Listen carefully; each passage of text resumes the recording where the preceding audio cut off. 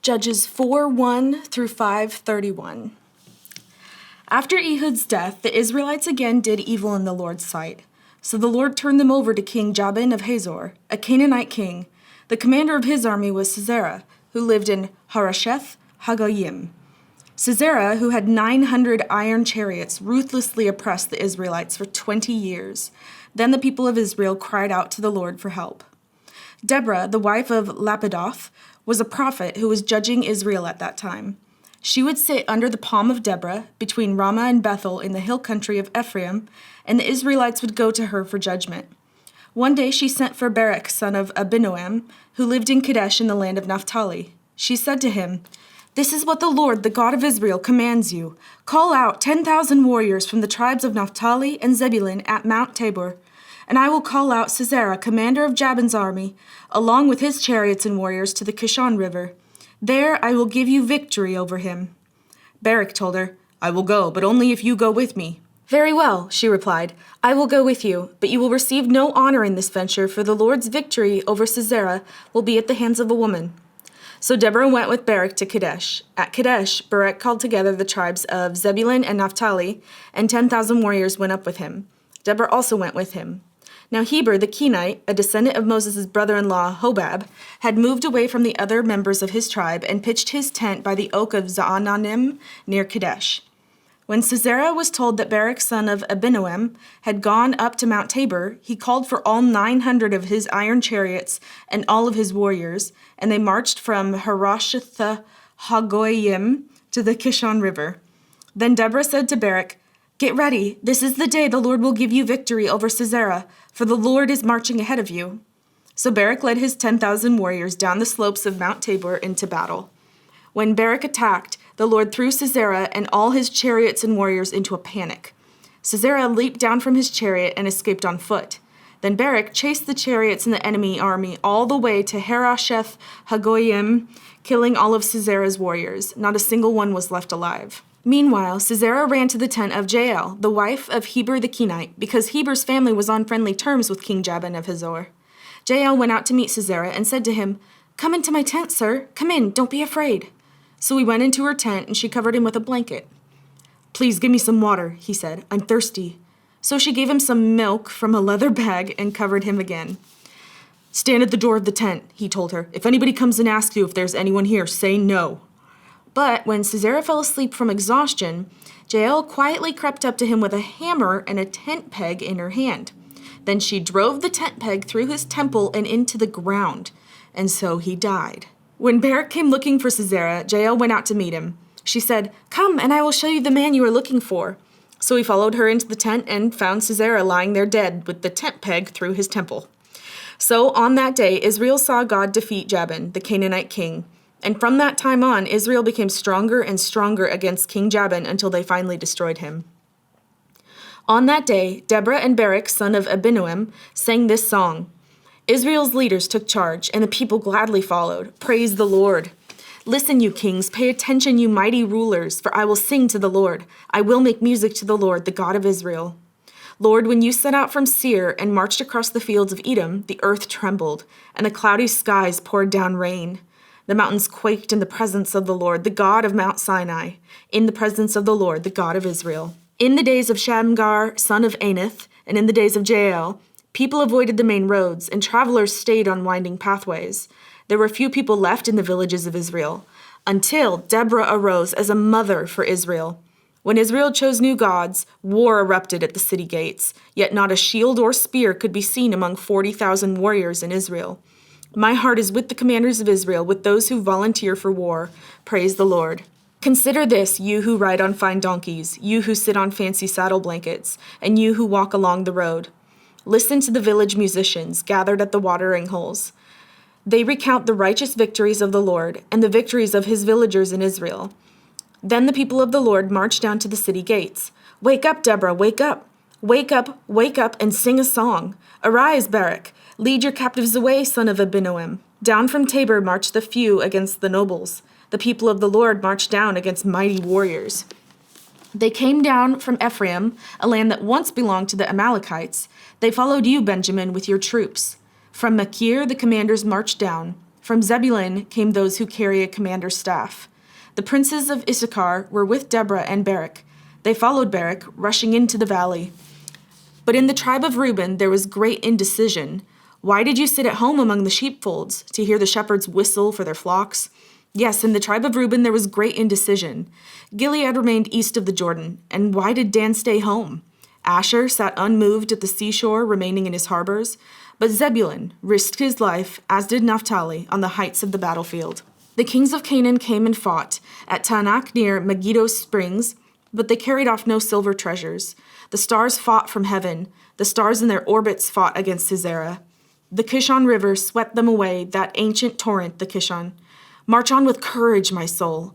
Then the horses' hooves hammered the ground, the galloping of Sisera's mighty steeds.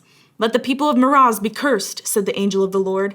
Let them be utterly cursed, because they did not come to help the Lord against the mighty warriors. Most blessed among women is Jael, the wife of Heber the Kenite. May she be blessed above all women who live in tents. Sisera asked for water, and she gave him milk. In a bowl fit for nobles, she brought him yogurt.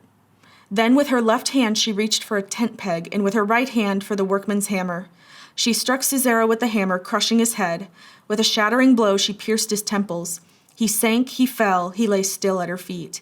And where he sank, there he died. From the window Sisera's mother looked out. Through the window she watched for his return, saying, "Why is his chariot so long in coming? Why don't we hear the sound of chariot wheels?" Her wise women answer, and she repeats these words to herself. They must be dividing the captured plunder, with a woman or two for every man. There will be colorful robes for Sisera, and colorful embroidered robes for me. Yes, the plunder will include colorful robes embroidered on both sides. Lord, may all your enemies die like Sisera, but may those who love you rise like the sun in all its power. Then there was peace in the land for 40 years. Luke 22:35-53. Then Jesus asked them, "When I sent you out to preach the good news, and you did not have money, a traveler's bag, or an extra pair of sandals, did you need anything?" "No," they replied. "But now," he said, "take your money and a traveler's bag, and if you don't have a sword, sell your cloak and buy one. For the time has come for this prophecy about me to be fulfilled. He was counted among the rebels. Yes, everything written about me by the prophets will come true." "Look, Lord," they replied, "we have 2 swords among us." "That's enough," he said. Then, accompanied by the disciples, Jesus left the upstairs room and went as usual to the Mount of Olives. There he told them, "Pray that you will not give in to temptation." He walked away about a stone's throw and knelt down and prayed, "Father, if you are willing, please take this cup of suffering away from me. Yet I want your will to be done, not mine." Then an angel from heaven appeared and strengthened him. He prayed more fervently, and he was in such agony of spirit that his sweat fell to the ground like great drops of blood.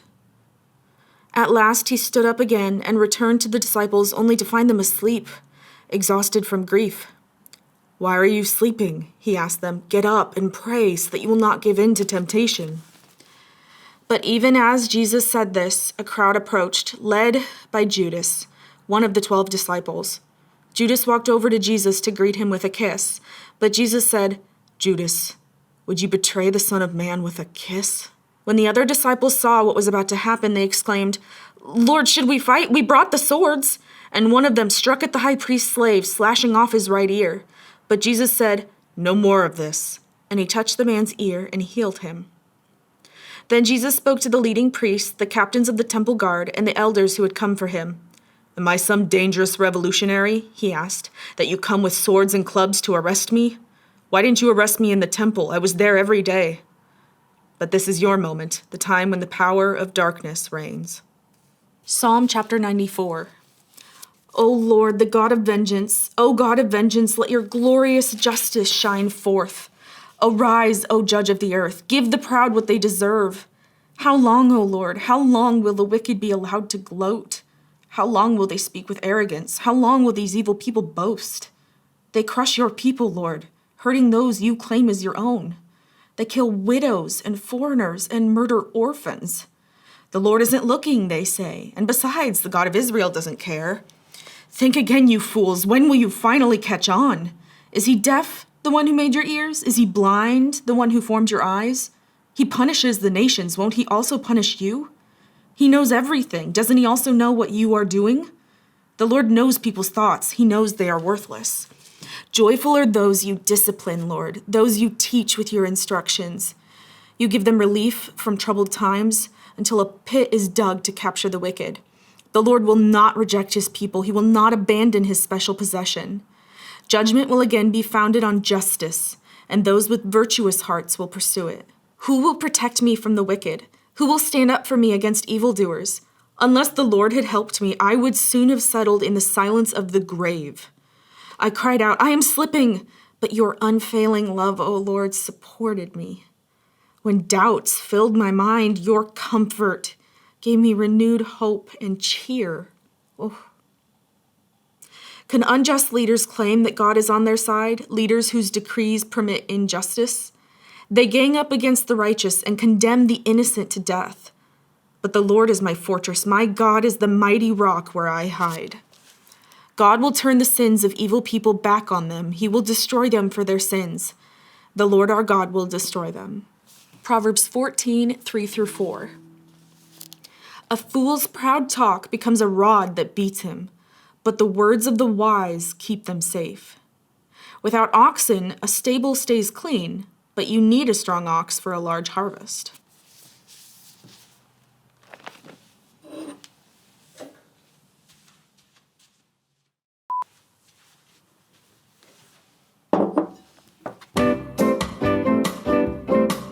Both are filming. Both look good, I think. Is that crooked? That's crooked. How did that become crooked? That's genuinely a little crooked. How many times can I say that word? I gotta fix that. It's gonna bug me. Oh, and the microphone's in the shot. How in the name of Yakult did that happen? Okay, that's not level. Sacagawea.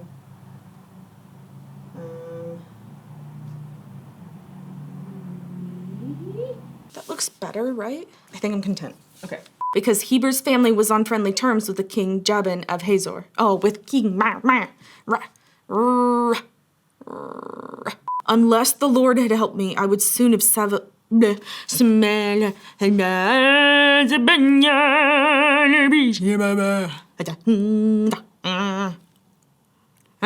Focus. Okay. Jael went out to meet Sisera and said to him, Sacagawea. I just needed to say it. I needed to say it. Oh, that's a girl? Right, if you actually paid attention to what you're reading, Emma. It says wife. It's about to get dark, like HBO dark. Most blessed woman. Yes, the plunder will include colorful. Man, I kind of felt like I wasn't gonna get through that one. All right. Who will protect me from wicked? No, that's not the word. I read it wrong.